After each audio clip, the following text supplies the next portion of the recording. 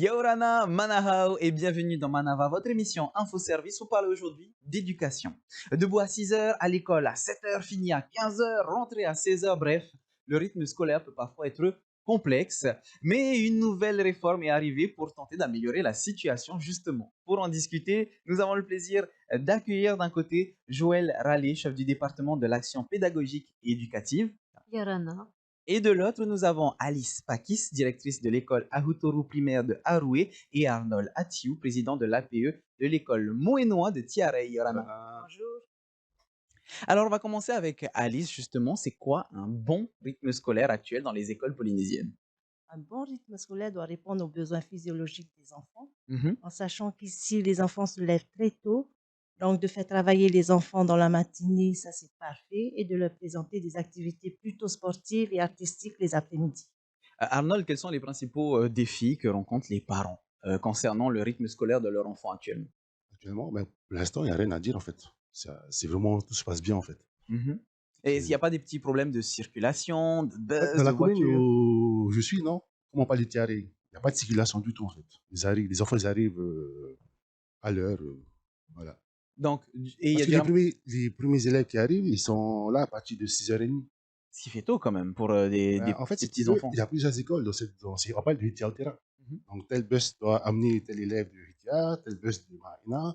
Sinon, c'est le même bus qui ramasse Etiaré et Mahina. Donc, du coup, ils sont obligés de ramasser Etiaré en premier, ensuite d'aller sur Mahina pour ramasser le reste. Ok, donc les choses sont relativement bien goupillées en fait. Exactement, c'est ça. Alice, de ton côté, du côté de Haroué, est-ce qu'il y a des problèmes justement, circulation, voiture, bus?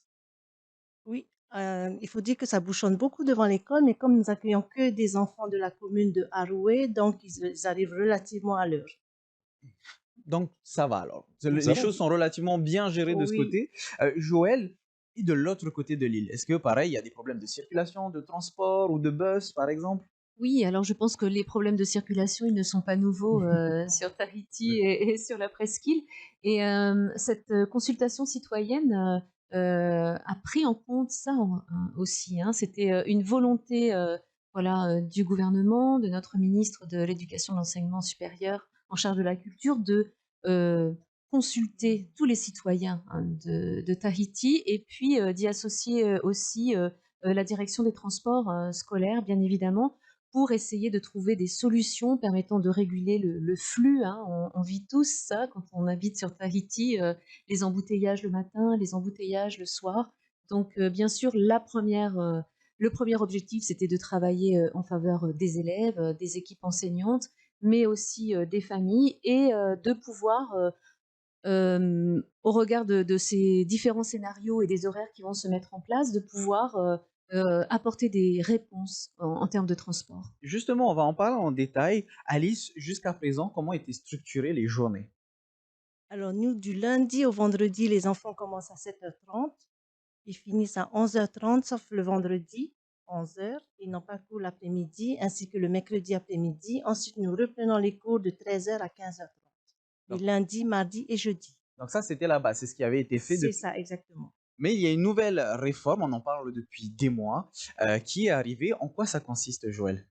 Alors cette réforme, elle consiste à s'aligner sur des rythmes scolaires qui ne sont plus à 27 heures semaine pour les élèves, mais à 24 heures semaine pour les élèves. Voilà, une réforme qui a été déjà mise en œuvre depuis 2008 hein, sur l'Hexagone et qui correspond à un décret qui vise à réguler effectivement le rythme de l'élève, à prendre en compte ses rythmes chronobiologiques. Donc les élèves auront 24 heures de cours semaine, mais les enseignants auront 27 heures. Hein. Les enseignants restent à 27 heures via ce décret de 2008 qui va possiblement se mettre en place, mais on attend les propositions, le retour, on va dire, du national au regard des propositions faites par le gouvernement de Polynésie française pour une adaptation peut-être de ces 108 heures. Donc les enseignants, eux, vont être 27 heures devant élèves et vont pouvoir proposer des activités pédagogiques, éducatives et culturelles complémentaires, mais aussi dans ces 27 heures pour eux, donc dans ces 3 heures supplémentaires, il y aura les temps de concertation avec les familles, les temps sur le conseil d'école, le conseil des maîtres et formation, puisque les enseignants vont bénéficier pour l'année de 18 heures de formation. Alors, c'est bien de le rappeler, on ne parle que du premier degré, on est d'accord. C'est ça. On va faire une petite parenthèse. Et pour le second degré, est-ce que ça va arriver? Est-ce qu'il y aura des choses qui seront mises en place? Alors pour le second degré, pour l'instant, cela n'a pas vraiment été abordé, hein, mais ça aura possiblement un impact dans les années à venir, mais je ne peux pas m'avancer sur ce sujet-là. Donc, pour l'instant, Pour on l'instant, revient. c'est une réforme qui concerne le premier degré. Parfait. Mm. Arnold, tu C'est voulais juste réagir? pour, en fait, le décret est sorti en 2008 en France, dans l'Hexagone, mais c'est Mhm, pas étendu, n'est pas étendu à la Polynésie française. mhm. C'est ça, en fait, ce qui va être mis en place cette année. En France, ils l'ont déjà, en fait. Tu vois. Oui, c'est important de le rappeler. C'est ça. Donc, on va se reconcentrer sur le premier degré. Justement, je reviens vers toi, Joël. Quels ont été les résultats de cette réforme? Alors les résultats, d'une part, ce qu'on peut constater, c'est que les parents, les enseignants ont participé massivement à cette consultation, puisque on a 84,4% de parents qui se sont exprimés et plus de 96% des enseignants. Donc moi, j'y vois derrière un souhait aussi de changement, un souhait d'innovation, un souhait d'essayer autre chose. Comment la PE, Arnold, a pris justement cette nouvelle réforme? Mais écoute, si je dois parler de la nouvelle réforme, surtout au Potiaré, c'est le planning numéro 4 qui a été retenu par la commune. Bon, c'est bien, hein. Alors, Mais, avant de rentrer dans les ok, détails, est-ce que tu peux nous expliquer c'est quoi le planning numéro 4? le planning numéro 4, en fait, ça commence à 7h30 et finit à midi 30, Tous les jours? tous les jours. D'accord. Pourquoi avoir fait ce choix, du coup? En fait, moi, j'ai fait ce choix-là aussi, parce qu'en fait, le truc, c'est que ça pourrait, si je vais parler pour mon petit, hein, je pourrais le prendre pour l'emmener soit au conservatoire, toi, lui proposer une activité culturelle, en fait. Mhm. Ou que du mercredi et du vendredi, tu vois, ça suffit pas, en fait. Il va passer 1 heure dans telle, on va dire, Dans une activité, activité. voilà. Mhm. Mais si c'est tous les jours, on va dire de lundi à vendredi, ça pourrait lui permettre de connaître davantage sa culture. Tu vois ce que je veux dire? Oui, je vois ce que tu veux dire. C'est ça. Donc, vous avez choisi le scénario numéro 4 C'est ça. avant d'aller plus loin. Joël, rappelle-nous les autres scénarios qu'il y avait. Alors nous avions cinq scénarios, hein, un scénario 1 qui comprenait 5 matinées et 4 après-midi, un scénario 2, 5 matinées et 3 après-midi, un scénario 3, 5 matinées pardon, et 2 après-midi avec un scénario en fait 3A et 3B puisque les après-midi étaient laissés au choix, soit lundi, mardi, soit mardi, jeudi. Un scénario 4, c'est ce qu'Arnold vient de dire sur 5 matinées. Et puis un scénario 5 sur 4 après-midi, 4 journées, pardon. Et il y a, voilà, en Polynésie, il y a une commune qui a fait ce choix dans un archipel éloigné. Alors, Arnold, parle-nous des parents. Qu'est-ce qu'ils attendaient de ce changement en général? La plupart des parents auraient voulu que leurs enfants restent à l'école pour s'il y avait des activités proposées Dans l'école? dans l'école. Mhm. Après, justement, midi et demi. Pour l'instant, j'ai pas quelque chose de concret à présenter parce qu'on n'a pas encore mis en œuvre, comme c'est juste une phase de test. Il faut que tu parles bien devant ton Ok, micro, s'il te plaît, sinon on ne t'entend comme pas. c'est juste, ça sera juste une phase de test. Donc, du coup, là, on va voir qu'est-ce qu'on va mettre en place, en fait. Peut-être Mhm. se rapprocher des communes pour voir qu'est-ce qu'ils peuvent proposer. Et nous, à côté de ça, si on peut proposer quelque chose du genre une journée, une heure d'activité culturelle, patrimoniale, en fait. C'était important pour vous, pour l'association des Ben, parents d'élèves, qu'on vous demande votre avis. ben oui, en fait, c'est ça. Nous faisons entièrement partie de la scolarité des enfants dans De vos l'établissement, enfants. en fait. C'est ça. Alice, de votre Oui. côté, quel est le scénario que vous avez retenu et pourquoi? Alors nous, il n'y a pas trop de changements. En fait, on garde les 5 jours d'école comme c'est et on retient juste 1 heure sur les longues journées. Donc le lundi, mardi, jeudi, au lieu de finir à 15h30, nous allons finir à 14h30. Mhm. Donc l'équipe va gagner 1 heure, les enfants vont gagner 1 heure aussi. Pourquoi avoir fait ce choix? Alors pourquoi avoir fait ces choix? Pour éviter justement qu'il y ait trop de chamboulements dans la vie des parents d'élèves. Qu'est-ce que ça va apporter concrètement de changer, donc là on parle d'une heure, de changer ce rythme par rapport aux élèves? Alors par rapport aux élèves, ça va leur permettre de rentrer un peu plus tôt à la maison. Enfin, c'est le souhait des équipes, hein, que les Mhm. enfants puissent rentrer plus tôt à la maison, se retrouver avec papa et maman pour faire des activités avec les parents. Parce qu'aujourd'hui, nous avons remarqué que c'était ce manque-là, le soutien des familles auprès de leurs enfants. Est-ce que ça change On quelque aimerait bien. chose par rapport à leur Ah oui, apprentissage? absolument. Oui. Qu'est-ce que ça Les leur enfants, apporte? quand ils reviennent à l'école, ils sont beaucoup plus à l'écoute. Les parents savent connaissent mieux les besoins des enfants et donc peuvent y répondre plus facilement. Et ça nous aide beaucoup au niveau des équipes. Ils sont là, ils communiquent avec leurs enfants, alors qu'aujourd'hui, depuis l'après-Covid, nous avons remarqué que les enfants n'étaient plus en communication avec les parents. Ils arrivent à l'école, même à l'âge de 2 ans et demi, ils ont une tablette entre les mains. Mhm. Et ça, c'est un gros souci. Ce sont des enfants qui ne discutent plus, qui restent repliés sur eux-mêmes, et nous avons du mal justement à communiquer avec ces enfants. Et donc, nous espérons qu'avec cette heure en moins, que les enfants seront beaucoup plus proches de leurs enfants et vont faire des activités à l'extérieur. Nous sommes à Tahiti, nous avons les plages, nous avons C'est des ça. stades, nous avons des parcs. Donc, on aimerait bien que les parents développent ce lien avec leurs enfants. Joël, est-ce que ça a été prouvé depuis 2008 en France que justement, même si c'est qu'une seule heure, mais ça permet d'améliorer la concentration, l'implication des élèves? Oui, oui, ça a été prouvé, mais c'est prouvé depuis longtemps par des chercheurs, hein, par des chronobiologistes qui travaillent sur ce rythme de l'enfant et sur l'attention de l'enfant.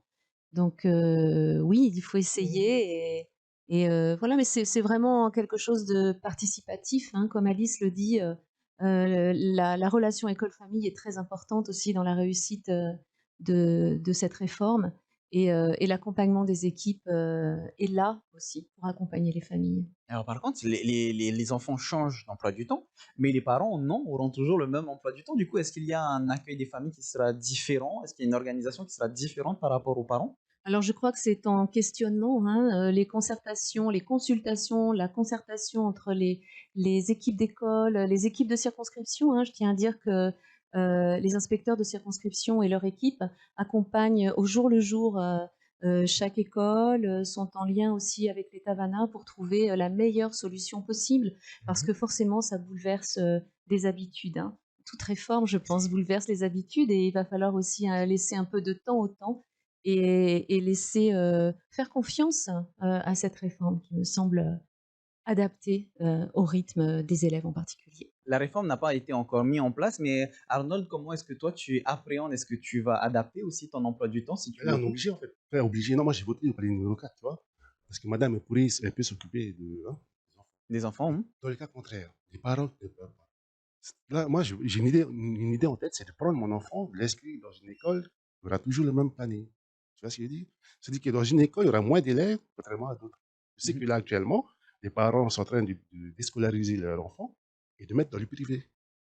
Ok, justement, c'est une question intéressante que tu viens de me dire, le privé. Est-ce que ça change, Joël, entre le public et le privé? Alors, nous n'avons pas géré les rythmes pour le privé, mais le privé avait fait déjà un choix, s'adaptera aussi sur les 24 heures semaine, hein. C'était une proposition qui avait été déjà faite par le passé, en fait, et ils vont suivre ce mouvement-là. Mais moi, on ne gère pas l'école privée. Alors, pour ce qui est des parents qui auraient tendance à vouloir choisir un scénario, bien sûr, moi, je pense qu'on va avoir un peu de mouvement dans ce sens-là, mais sincèrement, je pense que ce sera à la marge parce que les parents restent attachés à leur école, les élèves restent attachés à leur école, restent attachés à leurs amis aussi.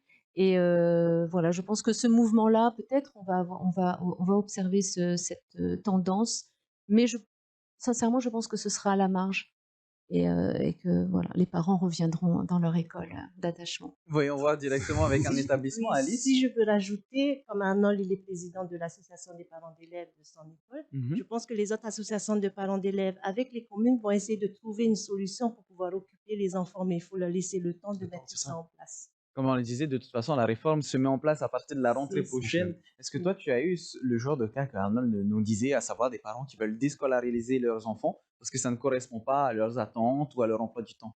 J'ai eu juste 2 cas de départ par D'accord. rapport à ça. Et les parents m'ont avoué que ça ne correspondait absolument pas à leur rythme professionnel. Mhm. Comment est-ce Voilà. qu'on discute avec ces parents, justement, soit pour les faire garder leur enfant dans l'école, puisque, comme on disait, les enfants, les parents et les enfants sont attachés à leur établissement. Comment est-ce qu'on discute avec eux? Comme le dit Madame Joël, les parents d'élèves, ils restent fidèles quand même aux écoles. Ils essayent de trouver par tous les moyens comment faire pour garder les enfants. Et ceux qui veulent pas partir, on ne peut pas les retenir. C'est le choix des parents. Mhm. Mais après, souvent, j'ai des parents, j'ai remarqué, mis à part le changement de rythme, des parents qui, de par leur situation professionnelle, devaient déménager. Donc, les enfants ont été scolarisés dans une école privée, mais au bout d'une année, ils reviennent. Parce que, justement, ils sont attachés à leur Oui, et établissement. les enfants réclament à revenir dans leur ancienne école. Après, il ne faut juste pas oublier que Bien, hein. l'école n'est pas une garderie, quoi. vois ce que je veux dire? J'ai l'impression qu'aujourd'hui, j'ai parlé à plusieurs parents, ils me disent: «Ah, mais c'est pas bien là-bas, ils finissent à quelle heure, machin, à telle heure.» J'ai dit: «Oui, mais juste faut pas oublier que l'école n'est pas une garderie. Tu déposes un enfant à l'école pour avoir des bagages, hein, machin, c'est pas une garderie, quoi.» Enfin, Hmm. juste un petit rappel pour les parents, venez, soyez auprès de vos enfants, en fait. C'est ça, Le l'essence. Tu penses que c'est plus important de choisir une école, ou en tout cas un établissement qui a un rythme adapté à son enfant, plutôt que choisir un établissement qui a un rythme adapté à son planning en tant que parent? C'est ça qu'on oublie, en fait. En tant que parent, on oublie que l'école n'est pas une garderie. On fait pas, moi, j'ai l'impression, au jour d'aujourd'hui, les parents déposent point barre. Pour moi, l'implication des parents au jour d'aujourd'hui, il n'y a plus. Les parents ne sont pas impliqués avec leurs enfants. Tu le vois, ils viennent, Hmm. déposent, boum, basta. Moi, je dis, non, c'est pas ça. Ils viennent pour être éduqués, pour avoir des bons bagages plus tard. Pas plus, on va dire, la garderie, quoi. Je vois ce que tu veux C'est dire. cet aspect-là. Dans les changements de cette nouvelle réforme, Joël, j'ai lu qu'il n'y avait plus de journée pédagogique. Non, alors, le vendredi vert, les vendredis verts, hein, qui étaient des temps, de concertation, pédagogique pour les enseignants, sont supprimés, mais remplacés par ces fameuses 108 heures à l'année pour les enseignants, dont les 18 heures de formation. Voilà. Mhm. Et donc, dans le planning des enseignants, voilà, ce qui correspondait un peu à ces temps de formation sur ces vendredis verts sera remplacé par 18 heures de formation pour chaque enseignant. Et peut-être plus, puisque la proposition de Monsieur le ministre a été d'avoir un temps de formation supplémentaire, hein. C'est ce qui est en discussion en fait au niveau national aujourd'hui. Est-ce que cette réforme va aussi avoir une question que peut-être beaucoup de parents se posent, va avoir un impact sur les vacances Non, scolaires? alors je tiens à rassurer tout le monde, il n'y a pas d'impact sur les vacances scolaires. Voilà. Alice, Oui. quelles ont été les principales questions, inquiétudes des parents? Parce qu'on en parlait de l'APE hein, tout à l'heure, de l'école de Arnold. Mais chez vous, est-ce qu'il y a eu des inquiétudes par rapport à tous ces Oui, je changements? pense comme dans toutes les écoles, c'était par rapport aux 3 heures scolaires en moins. Donc, quoi faire des enfants après les 3 heures, surtout pour les parents qui travaillent. Hmm. Ceux qui ne travaillent pas, ça ne posait pas vraiment de soucis, mais pour ceux qui ont un travail qui finissait à 15h30, il fallait qu'ils trouvent une solution pour venir récupérer les enfants. Et en termes d'apprentissage, chez vous, on garde le même type d'apprentissage? Ah Même si oui, on a ça 3 heures de change cours pas. en Oui, moins? oui, ça ne change pas. Nous devons juste retravailler sur les emplois du temps parce que dans chaque champ disciplinaire, les heures ont été remaniées pour que nous puissions rentrer dans les 24 heures face à élèves.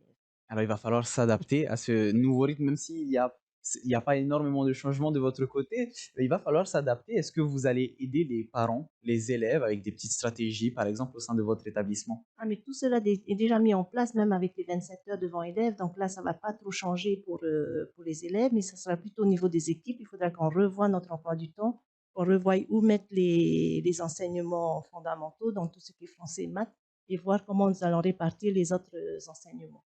Et Arnold, de votre côté, est-ce que Euh, les établissements vont vous aider à vous adapter Écoute, alors, si je parle de Tiare, déjà, on sait que le premier, comment on appelle ça, est la commune. Tu vois, Mhm.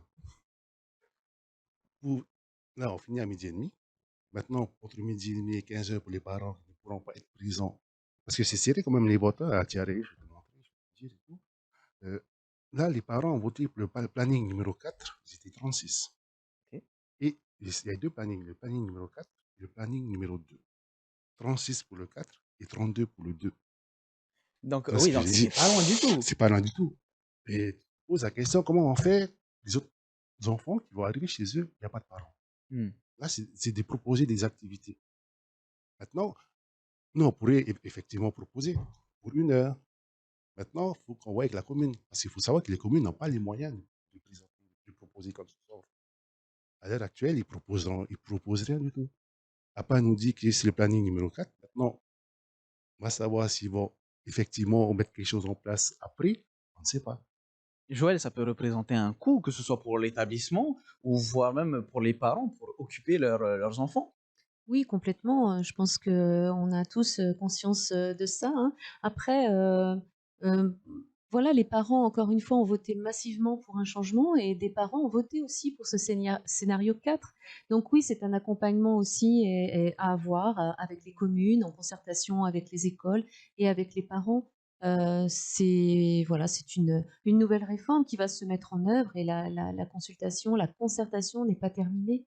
Je pense que des ajustements, seront certainement nécessaires, pour voir comment, accompagner au mieux, tous les élèves, les parents aussi bien évidemment. Alors, on le sait, Tahiti, c'est petit et du coup, chaque établissement de Tahiti aura, et de Polynésie en général, auront des heures différentes. Est-ce que ça va pas apporter des problèmes de gestion, de flux directement sur les routes, par Alors exemple? non, justement donc toute cette, concertation, s'est faite aussi, cette consultation s'est faite aussi, auprès de la direction, des transports terrestres.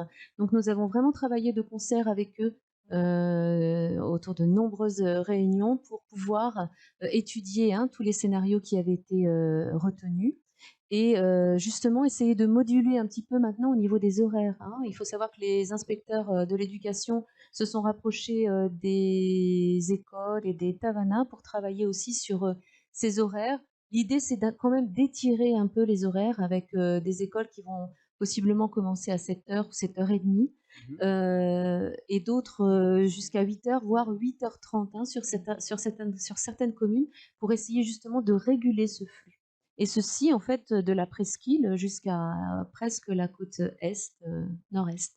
Alors, on parle de cette nouvelle réforme, mais le rythme scolaire, ça demande de bonnes habitudes. Justement, on va finir avec de bons conseils. Alice, est-ce qu'il Oui, faut adapter ses heures de coucher, par exemple? En tant que parent, est-ce qu'il faut gérer les heures de coucher de son enfant? nous n'arrêtons pas de le répéter aux parents d'élèves, les enfants doivent être au lit au maximum à 20 heures. Mhm. Est-ce qu'il faut limiter les activités hors école en fonction des choix des différents établissements? Oh non, après les activités hors école, ça va se passer de après les cours, donc après 14h30 aujourd'hui jusqu'à 17 heures. Au contraire, c'est bien. Les enfants, ils ont une autre activité, ça leur permet de se défouler et d'être plus calme le lendemain à l'école. Tu en avais déjà aussi parlé tout à l'heure. Est-ce qu'il faut limiter, par contre, les écrans? Ça, oui, nous le répétons tous les ans et plusieurs fois dans l'année. Absolument, les parents, vous devez faire attention, vous devez réduire le temps devant les écrans. Arnold, tu as l'air bien au courant de comment aider son enfant à bien évoluer. Est-ce que toi, tu as des conseils, des suggestions, comme par exemple limiter le temps des Les écrans, écrans? je vois que c'est déjà fait en fait. Le temps, il faut vraiment le limiter parce qu'aujourd'hui, quand tu parles à un enfant, il est un peu Perdu. perdu en Dans fait. son monde. Il est dans son monde, en fait. Il est dans sa bulle dans laquelle tu peux pas. Des fois, tu as du mal. Moi, j'ai mis ça en place 2 heures d'écran par jour. Maximum. C'est mon allé. Non, c'est 2 heures par jour et 18 heures. En fait, j'ai bloqué leur appareil de Mhm. 18 heures à 8 heures du matin. Quand ils Oui, parce arrivent, ouais, ils arrivent vers 16 heures à la maison. Ok. Dessus, 18 heures, ça bloque. D'accord. Puis, il va lire, il fait ce qu'il veut, mais pas plus de tablette. D'accord. Alice, c'est un bon réflexe de bloquer ces écrans, parce ah oui, qu'apparemment, ça, c'est absolument, oui, oui. Et interdit aux enfants de moins de jusqu'au CP. Moi, je juste aussi. dirais même jusqu'à fin CM2. Le plus tard possible. Voilà. Sauf pour les activités scolaires. Bien sûr, bien sûr. Voilà. Mais dans un temps limité aussi. Là, il y a un intérêt. Si on parle du rythme scolaire par rapport au déplacement, je reviens vers toi, Joël. On en parlait un petit peu là juste avant. Si je suis véhiculé, si je dois prendre un bus, si j'habite loin, comment est-ce que je fais? Je crois qu'il faut anticiper, mais on anticipe tout sur beaucoup de choses, hein. On a un planning, il y a des horaires à respecter, l'instruction est obligatoire. Les parents doivent aussi s'investir et s'organiser en fonction de ça, bien sûr. Je dirais juste un petit mot aussi par rapport au bus. C'est vrai que c'est important, hein, on fait ce travail-là aussi avec les transporteurs. C'est important aussi que les enfants puissent prendre ces bus-là. Après, il y a certainement des choses à inventer au regard de la biodiversité, du développement durable. Voilà, il existe aussi des pédibus, hein, où on a des parents qui se donnent rendez-vous à un endroit d'une servitude et qui vont emmener chacun leur tour les enfants à pied. Voilà, ça contribue aussi à rester en bonne santé.